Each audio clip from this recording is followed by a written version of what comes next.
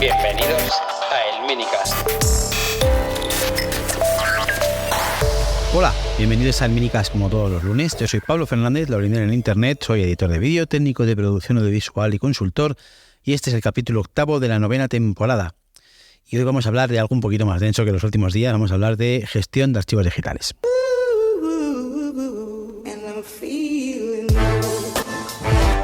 Lo dicho, bienvenidos. Cuando hablamos de gestión de activos digitales, o en inglés Digital Asset Management, DAM, DAM es las siglas con lo que más se le suele conocer en el mundillo. De hecho, si haces una búsqueda en Google por DAM, te aparecerán una serie de softwares y de aplicaciones, ya sea locales, ya sea en la nube, para este tipo de cosas.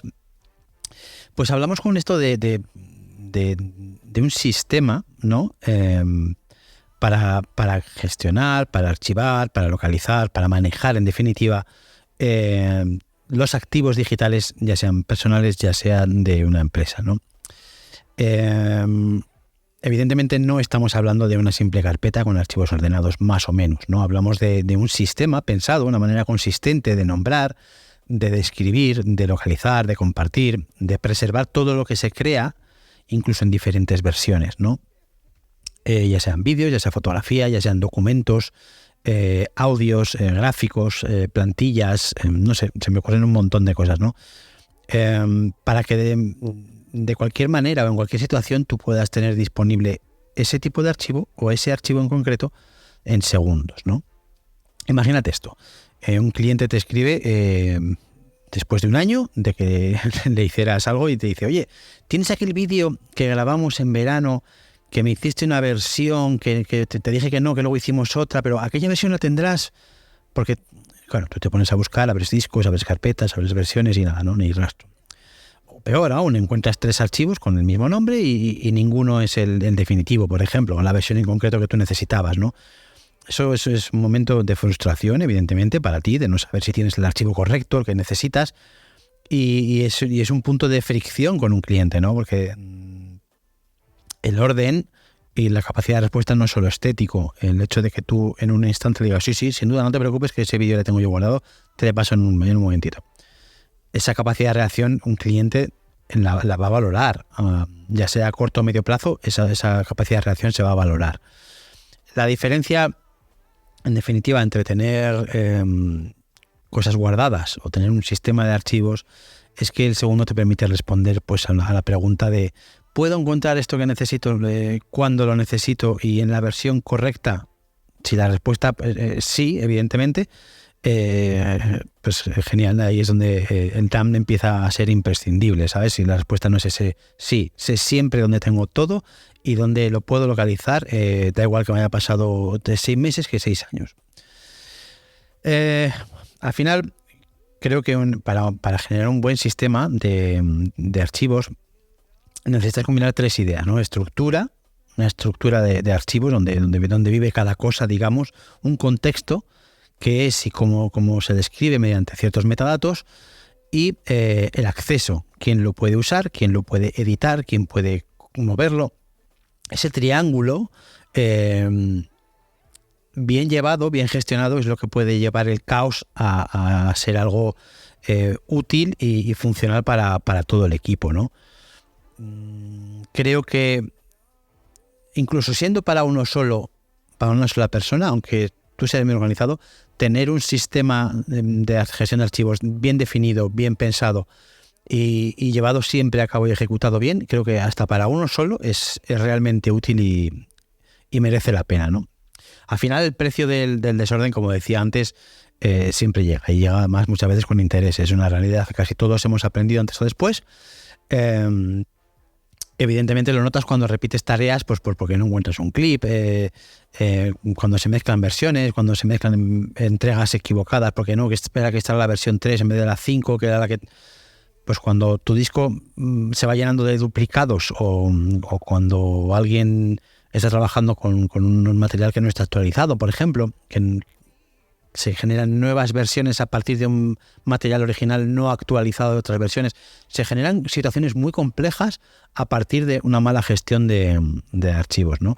Y además luego hay unos problemas que son quizás menos visibles de cara al cliente o de cara al día a día, pero que es muy importante, ¿no? Es la fragilidad. Sin un sistema claro, los backups que estemos haciendo pues no son verdaderas copias de seguridad. Al final son cajas revueltas donde metemos todo y sálvese quien pueda, y el día de mañana ves si aparece lo que necesito, ¿no? Si un disco falla o si cambias de equipo o si tienes que reconstruir la biblioteca, pues veremos lo que sale aquí el día de mañana, ¿no? Y de esta manera, si tú tienes un buen DAM, reduces esa fragilidad porque estás haciendo un backup de cosas muy controladas y que están situadas donde tienen que estarlo, y te va a dar una confianza y una fiabilidad que con el paso de los años se agradece. Al principio igual es cuando menos lo agradeces, cuando menos lo notas, pero cuando llevas años, acumulando años de archivos, de proyectos, de assets que reutilizas en diferentes proyectos, pues esto se agradece mucho, ¿no?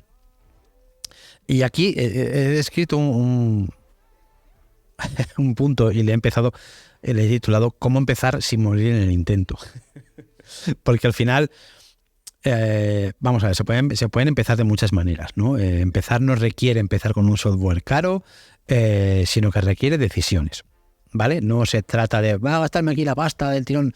No, se trata de pensar, de razonar y de tener un objetivo claro y una perspectiva de cómo lo quiero hacer clara. Que luego me hace falta un software, ya lo veremos, pero de momento vamos a empezar tomando decisiones, ¿no? Hay que definir un lugar donde vas a tener todo controlado, una raíz, una biblioteca. Y hay que decidir una nomenclatura legible y estable, ¿no? Aquí se puede debatir mogollón, pero lo ideal es que cada uno se plantee qué información le resulta útil tener en el nombre del archivo y gestionar a partir de ahí, ¿no? Merece la pena pararse y sentarse, incluso desarrollar ejemplos y darle tiempo, yo qué sé, pues unas semanas de ver, oye, pues esta nomenclatura me está resultando útil estos días o no, me sobra aquí información o me resulta un coñazo, porque esto es importante, ¿no? Yo qué sé. Y sé que sobre esto se puede debatir mucho y cada uno tiene lo suyo, pero un formato muy sencillo, muy práctico que se puede usar es el mítico de año, guión, mes, guión, día, guión bajo cliente, guión bajo proyecto, guión bajo versión. Parece que he dicho un montón de cosas, pero no he dicho absolutamente nada. Por ejemplo, 2025, 10, 15, guión bajo cámara comercio, guión bajo spot, proyecto no sé qué. 1. ¿Vale? De esa manera, con ese patrón, estás codificando 3 cosas que son importantes. Le estás diciendo cuándo lo has hecho, para quién lo has hecho y qué versión del proyecto es. Ya tienes en el nombre del archivo, ya tienes 3 cosas solucionadas. No hace falta, evidentemente, que esto sea perfecto desde el principio y lo aplique ahí tal, pero sí hay que ser consistente. Si empezamos y decidimos aplicar una de estas y empezar a utilizarlo, ser consistente en la utilización.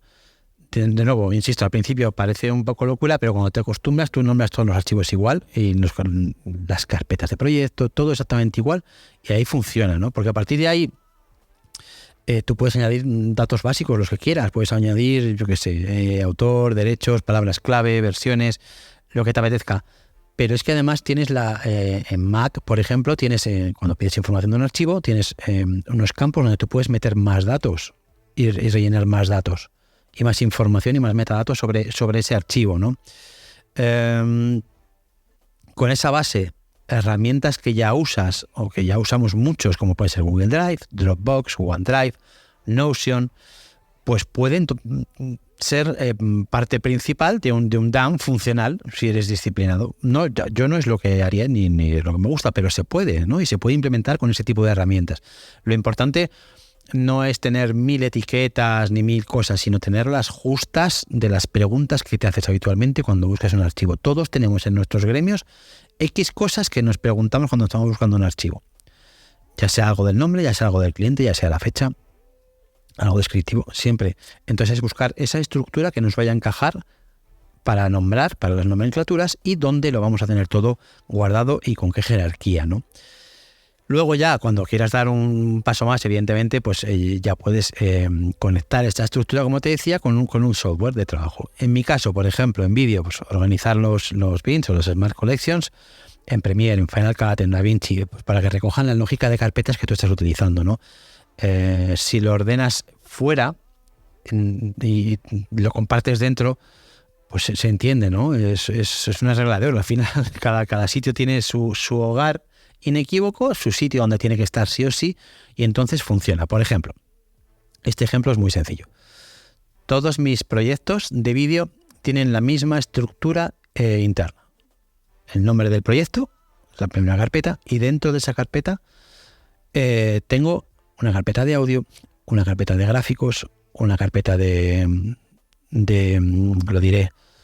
material de vídeo, una carpeta de imágenes, una carpeta de documentos, ¿vale? Y cada una dentro tiene sus subcarpetas. Pues la de documentos tiene documentos de cliente o documentos de agencia o documentos internos, ¿vale? Esas dos carpetas. Los de audio tienen una carpeta de voz en off, una carpeta de efectos de audio y una carpeta de música, todo separado.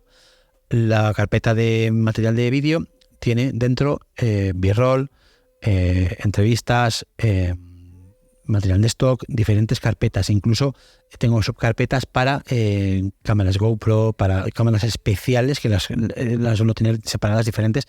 ¿Por qué? ¿Por qué todo esto? Porque yo eso luego, la estructura dentro de Final Cut es exactamente la misma. No tengo que volverme loco. Sé que a la hora de importar todo va situado exactamente igual que lo tengo en el Finder, en el gestor de archivos, ¿no? Entonces todo esto, cuando lo tienes en modo espejo, se convierte en una lógica aplastante a la hora de archivar y a la hora de hacer búsquedas. Yo sé dónde está todo, pero mañana viene cualquier chaval que me edite con Final y yo le siento aquí y le digo, oye, mañana no voy a venir, pero necesito que me hagáis un proyecto que está guardado ahí, que se llama Proyecto no sé qué. Y te aseguro que esa persona en 5 minutos sabe dónde está todo y cómo funciona todo, porque según lo abre, lo ve. Y es clarísimo y es útil. Eso es un sistema de gestión de archivos eficiente.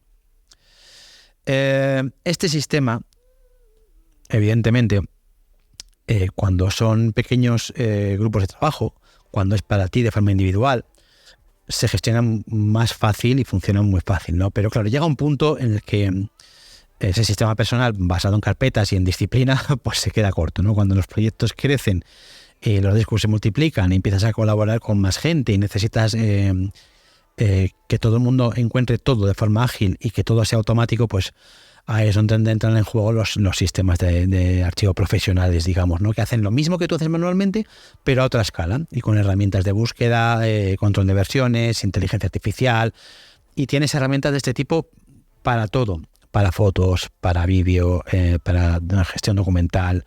Hay aplicaciones para todo y solo tienes que hacer un par de búsquedas en Google y te encontrarás un montón de software, ¿no?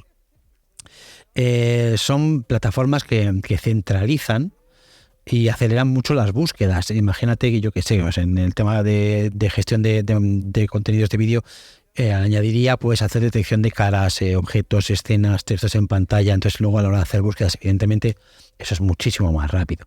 Pero bueno, ya son cosas cuando las cosas escalan mucho más, ¿no? No sé a qué nivel merece la pena. Yo tengo una biblioteca interna, tú puedes gestionarte tu propia biblioteca interna de material de stock, por ejemplo. Me acuerdo cuando teníamos Final Cut Server, modo abuelo de cebolleta, eso era una joya montar aquello, y hacer búsquedas de contenidos era maravilloso, ¿no? Pero bueno, volviendo, que hay un montón de herramientas que te van a ayudar y además te va a ayudar a automatizar muchos procesos que te pueden, pues yo que sé, cuando tienes, 5, 6, 7 editores, pues te permiten enviar cortes, hacer comentarios, aprobar cosas de forma mucho más automática, ¿no? Pero bueno, eso sería un paso más. Dentro de todos ellos, tanto de la versión más casera, digamos, más para pequeños grupos, como las más profesionales, todas ellas deberían de tener o una cierta política de uso que es igual de importante. Me da igual que seamos 3 personas que seamos 30. Si tú tienes una política de acceso clara, yo siempre para mí son tres puntos. Un perfil que pueda editar, que sea edición, un perfil que sea de supervisión y un perfil que sea de archivo, ¿no? El de edición pues puede leer y escribir en la carpeta de proyectos activos, perfecto. El de supervisión puede revisar, puede comentar, puede aprobar versiones, pero no modificarlas. Solo puede revisar. Para lo otro ya están en los otros perfiles. Y luego tienes el de archivo, que solo el responsable del proyecto, digamos, puede mover materiales o archivos o borrarlos. Normalmente eres tú, pero por ejemplo nosotros, o sea, yo en donde monté Final Cut Server en su momento, tenía una persona dedicada al archivo que hacía la ingesta de todo el material que traían los cámaras. Me acuerdo que había varias cámaras y varios puestos de edición y varios periodistas. Entonces los cámaras llegaban, dejaban la tarjeta con la hoja de salida, y esto es lo que se ha grabado, y el tío se dedicó a hacer la ingesta y lo metía al archivo. Entonces cada uno iba luego a su puesto de trabajo y ya tenía el material capturado y listo para etiquetado, listo para editar. ¿Me explico cómo funciona? Pues en ese sentido, si es para 3 o para 30, este tipo de perfiles son muy importantes. Si es para 3 también, porque a lo mejor solo te interesa a ti tener la capacidad de mover material, borrar archivos y ciertas cosas, y simplemente que 2 personas que trabajan contigo tengan la capacidad de edición para editar y copiarse cosas o poder trabajar sobre ese material. ¿Me explico? O un perfil que sea de revisión de un superior tuyo, que es el que revisa o te valida las cosas. Pues le pones un perfil de supervisión para poder mandar enlaces que pueda acceder, ver las cosas o encontrarla. Oye, lo tienes en esta dirección del servidor. Pues él accede, lo puede ver, pero no puede hacer nada más. Te puede escribir y decir, oye, pues está perfecto o no, cámbiame tal, esto, lo otro, pero así tienes un poquito más de seguridad, ¿no? Con reglas tan simples al final, que luego las puedes ir complicando tú lo que quieras, evidentemente, pero con reglas así de simple evitas accidentes que sabes que pasan y con esto pues lo evitas y sabes quién puede hacer qué y quién lo ha hecho en un momento dado, ¿no? Incluso dentro de las aplicaciones tienes un log con quién ha hecho qué y ahí nunca hay duda, ¿no? ¿Qué más os cuento sobre este tipo de cosas? El DAM al final puede ser muy básico, muy complejo, pero no se reduce a un sitio donde dejar las cosas, ¿vale? Es tu flujo de trabajo, es tu manera de trabajar. Empieza con la ingesta del material, que en mi caso yo lo enfoco siempre a vídeo, pero se puede aplicar a 1000 cosas. Empieza con la ingesta, evidentemente, con la tarjeta que entra, las copias que se hacen, la estructura que se le aplica en la nomenclatura de archivos. Continúa luego con la edición, con las búsquedas por metadatos, las versiones controladas, las notas que se hacen, las aprobaciones. Y termina con la entrega al cliente y el archivado de los masters documentados, los proxies si se guardan, los contratos, los assets legales, los guiones firmados, las compras y los contratos de locución a terceros, por ejemplo, todo guardado, bien archivado y bien etiquetado, de manera que luego podemos encontrar todo de una manera sencilla, a una velocidad importante, porque al final esto se trata de ganar velocidad, no solo en la entrega, sino en la forma de trabajar, ¿no? Cuando tú lo tienes todo bien organizado, tu estudio va a trabajar más rápido, la gente que trabaja contigo va a ser más rápida y sobre todo es más previsible. Todo es más previsible. No se generan momentos de caos que son los que muchas veces hacen perder un montón de tiempo en el trabajo, ¿no? Y la otra mitad de todo esto es tranquilidad, ¿no? Si mañana te piden pues eso, una reedición, pues la arrancas de cero, recuperas el timeline, localizas el corte que necesitas, reexportas lo que necesitas, etcétera. Y todo esto en un sistema de gestión de archivos lo convierte en algo fiable y algo que tú, en el momento que un cliente te diga, que sí, pues lo que te decía antes, oye, el vídeo que me hiciste hace 3 años, pues no te echas a temblar. Dices, sí, sin problema, no te preocupes. Eso no hay problema, que para eso yo tengo mi archivo y gestiono las cosas como las gestiono y luego las cobro, evidentemente. Esto, al final, en el día a día, se traduce en menos estrés, en más ingresos, en clientes que están seguros de con quién trabajan y que se sienten en buenas manos y sobre todo en tranquilidad espiritual para ti, ¿no? Yo creo que eso es lo más importante. Luego nos podemos meter en muchos tecnicismos. Se puede llevar esto hasta la complejidad más absoluta, pero sentarse con un papel, con un iPad, un lápiz, un Apple Pencil y dibujar qué es lo que te viene a ti, bien, estructurar la nomenclatura de los archivos, ver qué tipo de estructura de carpetas de proyecto me interesan, ver qué tipo de estructura de archivo general me interesa y perder tiempo en eso te va a hacer ganar luego mucho tiempo con el paso del tiempo, con la redundancia. Y nada más, que ya me he extendido casi 20 minutos. Muchas gracias por escucharme, como siempre, ya lo sabéis. Podéis contactarme en el correo electrónico del minicast@gmail.com, en Twitter en @laurindel y en Mastodon en @laurindel@masto.es. Sed buenos, sed felices y gestionad los archivos. Chao.